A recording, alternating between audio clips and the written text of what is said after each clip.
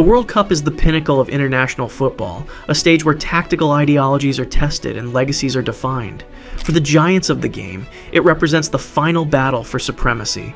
For the underdogs, it is a campaign for global respect. In 2026, 12 groups of 4 will begin the tournament.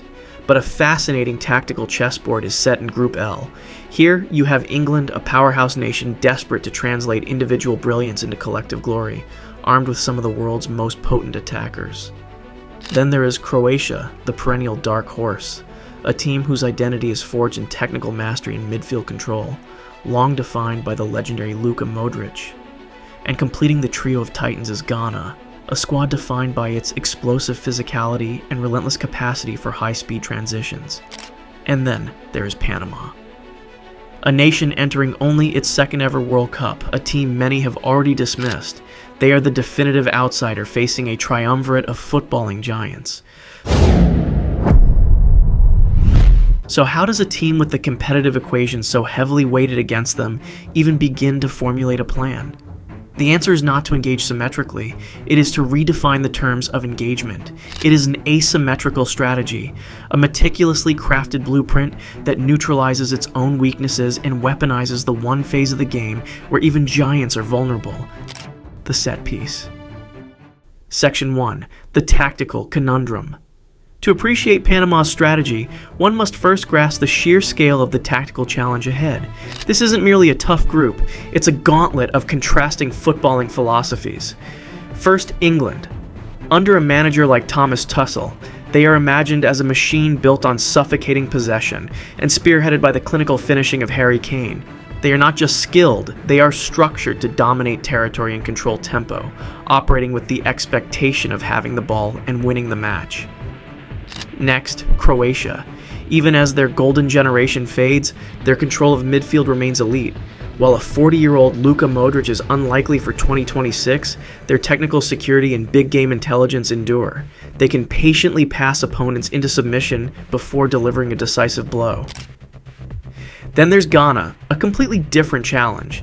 Their game is built on power, pace, and athleticism, thriving in duels and chaotic transitions that turn matches into physical battles. For Panama, lacking the star power and depth of these rivals, this is a monumental tactical problem. They cannot outpass Croatia, outpossess England, or outmuscle Ghana. A conventional approach would be suicide.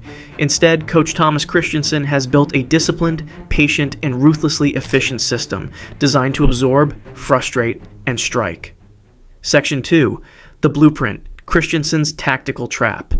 Since his appointment in 2020, Danish-Spanish coach Thomas Christiansen has implemented a new identity for Panama. It is an identity founded not on arrogance, but on a lucid understanding of their own strengths and limitations.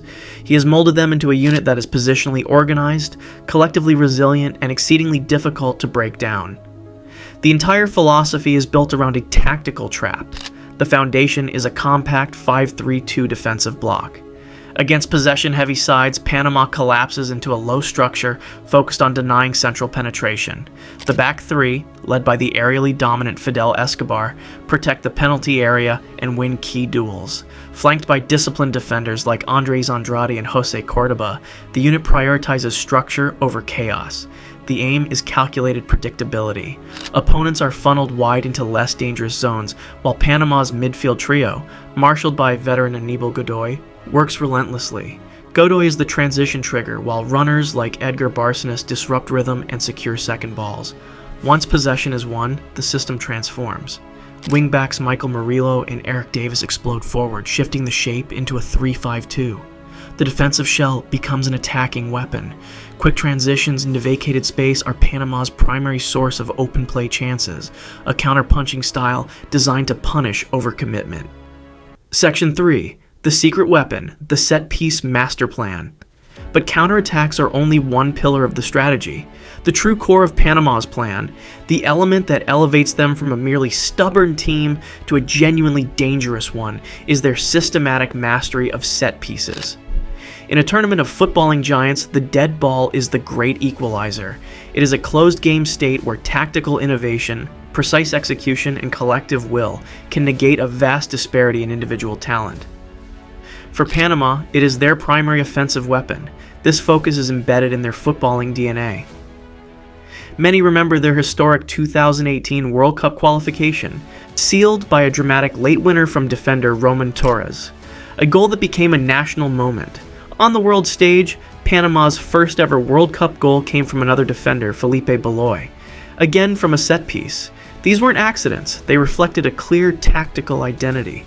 A defender scoring the nation's first World Cup goal shows that history can come from anywhere on the pitch. Thomas Christiansen has systemized that identity. The 2026 squad is built to maximize this threat. With a tall, physical backline, nearly every corner or wide free kick becomes a genuine scoring chance. Fidel Escobar isn't just a defensive anchor. His aerial dominance makes him a primary target in the opposition box. Forward Jose Fajardo adds another major aerial weapon, pinning defenders and attacking crosses aggressively. But this isn't just hopeful delivery into the area. It's about engineered mismatches and controlled chaos. Expect choreographed routines to isolate key targets, with screens, decoy runs, and zone-specific attacks based on opponent weaknesses. Against a technical side like Croatia, they may emphasize raw physical pressure in the 6-yard box. Against Ghana, it becomes a tactical duel where a well-timed screen or near-post flick can decide everything. For Panama, every set piece is a golden opportunity. They may only earn 3 or 4 per game, and their entire strategy is built to make each one count. Section 4, the game plan, a match-by-match breakdown. So how does this tactical blueprint adapt to each opponent in this nightmare group? The application must be bespoke. The opening match against Ghana on June 18th is the one Panama has identified as their most winnable fixture. This will be a contest of duels and transitions. While Ghana may lack familiarity with Panama's squad, this can be leveraged as an advantage for the underdog. This is where Panama's 3-man defense is designed to excel, matching Ghana's physicality and winning the critical battle for second balls. The game state will likely be tight and attritional, the perfect scenario for a set piece to determine the outcome. A single flawlessly executed corner could be the difference between 0 points and a monumental 3. Their second match against Croatia on June 23rd presents a different puzzle. The priority is disruption. Aníbal Godoy and the midfield must break Croatia's rhythm, pressing intelligently to force them into uncomfortable, disconnected play. This is the chaos element, turning the game into a fractured stop-start battle that limits Croatia's technical control. In attack, rapid transitions are essential, targeting the space behind Croatia's advancing midfield. Set pieces again loom large, testing an experienced backline. A draw here would be a tactical victory. The final group match against England on June 27th is likely the toughest test. The 5-3-2 low block will be stretched to its limit. The aim isn't to dominate, but to survive. Panama may concede 70% possession, staying compact and absorbing pressure. The goal is frustration. Deny central access, force England wide, and turn it into a crossing contest. Panama will trust their 3 center backs to win the aerial battle. The ideal outcome is a 0-0 draw or narrow 1-0 loss, protecting goal difference and keeping faint qualification hopes alive. Ultimately, Panama's success at the 2026 World Cup will not be measured by their ability to lift the trophy. It will be measured in moments of tactical perfection. It will be measured in discipline, intelligence, and strategic execution. Their plan, a resilient low block that fuels a counterattack, married to a lethal focus on set pieces, is their only viable path to survival. It is a testament to the principle that in football, on any given day, superior strategy and organization can challenge superior talent. Whether they can secure the 3 or 4 points required for a miraculous advancement remains to be seen. But one thing is certain, they will not be a simple opponent.